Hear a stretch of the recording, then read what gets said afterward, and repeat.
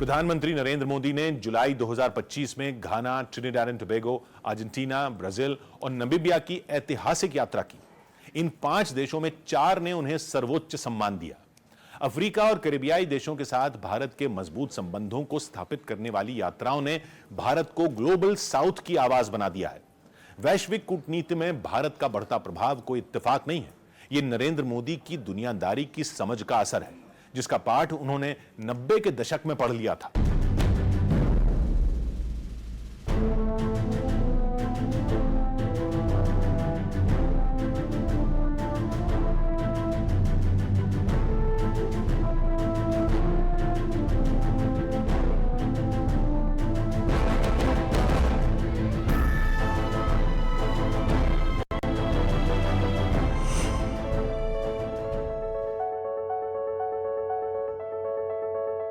घाना की संसद को संबोधित करते हुए प्रधानमंत्री नरेंद्र मोदी ने कुछ आंकड़ों का जिक्र किया, तब पूरी संसद ठहाकों से गूंज उठी।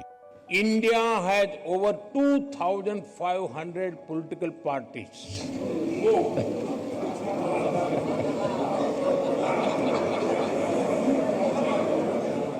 घाना के कई नेताओं को उन आंकड़ों को सुन आश्चर्य हुआ। 2,500 political parties.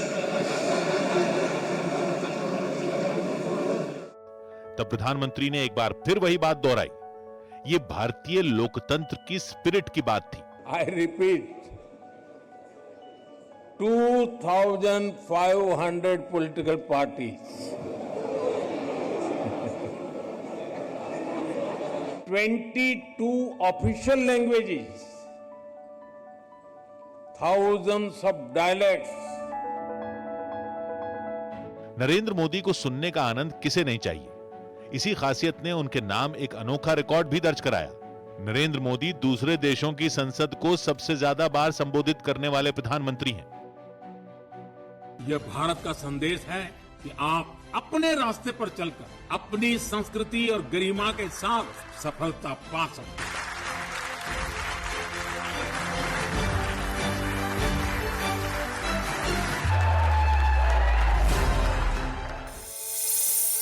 प्रधानमंत्री नरेंद्र मोदी 17 बार विदेशों की संसद में भाषण दे चुके हैं।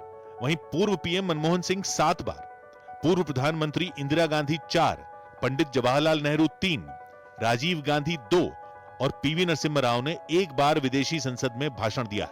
पूर्व प्रधानमंत्री अटल बिहारी वाजपेयी 2 बार विदेशों की संसद को संबोधित कर चुके हैं, जबकि जनता पार्टी के मोरारजी देसाई को यह मौका सिर्फ 1 बार मिला था। नरेंद्र मोदी मित्र देशों से सांस्कृतिक और रणनीतिक संबंधों के पैरोकार हैं। कैरिबियाई देश ट्रिनिडाड एंड टोबैगो को उन्होंने खास मौके पर यात्रा के लिए चुना। ट्रिनिडाड एंड टोबैगो में साल 1845 में पहली बार भारतीय प्रवासी पहुंचे थे, जिसकी 180वीं वर्षगांठ के अवसर पर भारत के प्रधानमंत्री मेहमान बनकर ट्रिनिडाड एंड टोबैगो पहुंचे। नरेंद्र मोदी भी विदेशी धरती पर मिले स्नेह और आतिथ्य से अचंभित हो गए, क्योंकि इस देश से उनकी बरसों पुरानी एक याद जुड़ी हुई है।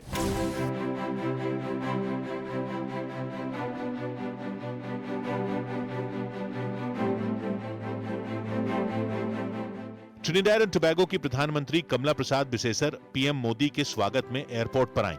प्रवासी भारतीयों का मेला नरेंद्र मोदी के स्वागत में लग गया। वो लोगों से मिलते रहे, कुशल क्षेम जानते रहे।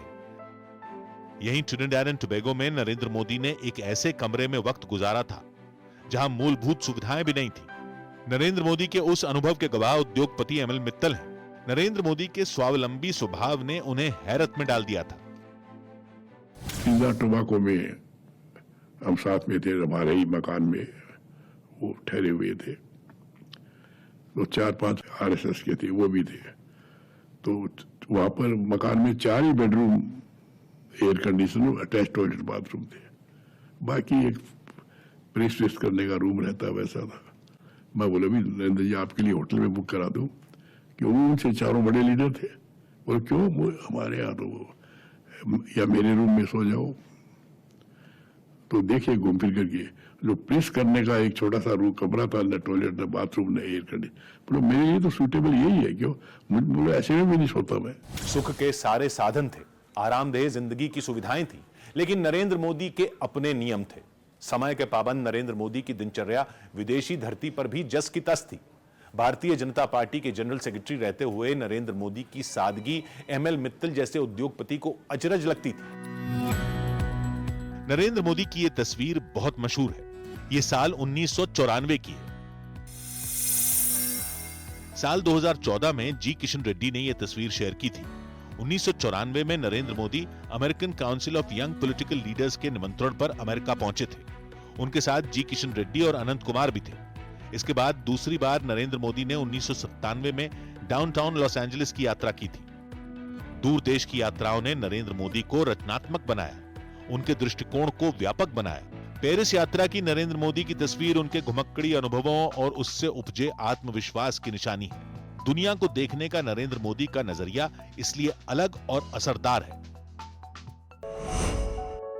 पीएम मोदी पर न्यूज 18 की खास सीरीज जारी है। कल रात 10:25 पर देखना ना भूलें।